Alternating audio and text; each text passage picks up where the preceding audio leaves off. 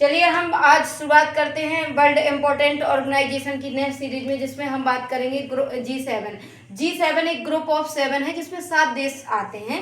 लेकिन ये जब 1975 में बना था, तो इसके बनने का कारण क्या था कि जब 1970 में हमारे वर्ल्ड लेवल पे एनर्जी क्राइसिस आए हुए थे, तो ऐसे में 7 देश मिलकर आए और इन्होंने डिसीजन लिया कि हम कोई एक ऐसा प्लेटफॉर्म बनाते हैं जहां पे हम डिसीजन ले सके और विश्व की जो इकोनॉमिक्स कंडीशंस है उसको रेगुलेट कर सकें। तो इसके कारण 1975 में G7 को बनाया गया था। लेकिन इसमें रूस 1997 में रूस इसमें शामिल हो गया था, जिसके बाद इसको G8 ग्रुप के नाम से जाना जाने लगा था। तो पहले हम जानेंगे G7 कंट्रीज जो हैं उसमें आते कौन कौन से देश हैं। तो सबसे पहला हमारा फिर से वही ट्रैक, नॉर्थ अमेरिका से इसमें 2 देश आते हैं, कनाडा और अमेरिका।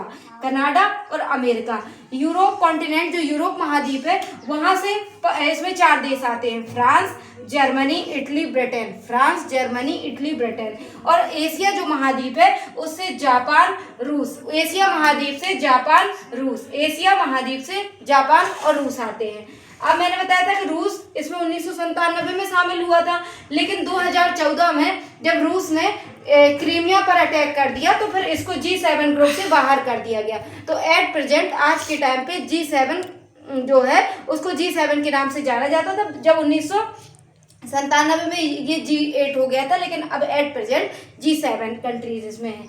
अब हम देखेंगे G7 की जो 2025 में फर्स्ट मीटिंग हुई है अभी, उसका वो कहाँ पे हुई, कनाडा के कानानेसिकस में।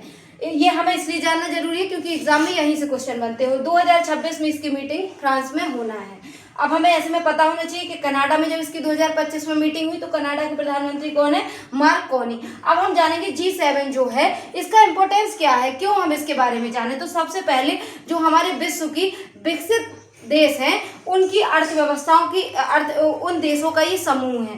दूसरी चीज है, एट प्रेजेंट अभी हमारे समक्ष जलवायु परिवर्तन, क्लाइमेट चेंज एक बहुत बड़ी समस्या बनी हुई। तो ऐसे में हम इस प्लेटफॉर्म पे आके क्लाइमेट चेंज जैसी समस्याओं से निपटने की एक मार्ग ढूंढ सकते हैं।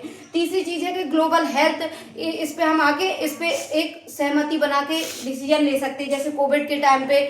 इसके बाद है ये हमारे जो बेसिक इंफ्रास्ट्रक्चर है, जैसे अभी आर्टिफिशियल इंटेलिजेंस जैसी नई नई हमारे सामने टेक्नोलॉजियां आ रही, तो हमें विश्व के जो सभी देश हैं, सभी विकसित है नहीं, विश्व में सभी देश विकसित नहीं है। ऐसे में जो गरीब देश हैं जैसे अफ्रीका कॉन्टिनेंट के, तो ये जो G7 कंट्रीज हैं मिलके एक प्लान बनाते हैं कि कैसे हम जो टेक्नोलॉजी है वो गरीब देशों तक भी पहुंचाएं। इसके बाद ये जो G7 कंट्रीज हैं जो हमारी वैश्विक GDP है उसमें 45% कॉन्ट्रीब्यूशन करते हैं। ऐसे में G7 कंट्रीज के बारे में हमें जानना बहुत जरूरी है। Thank you.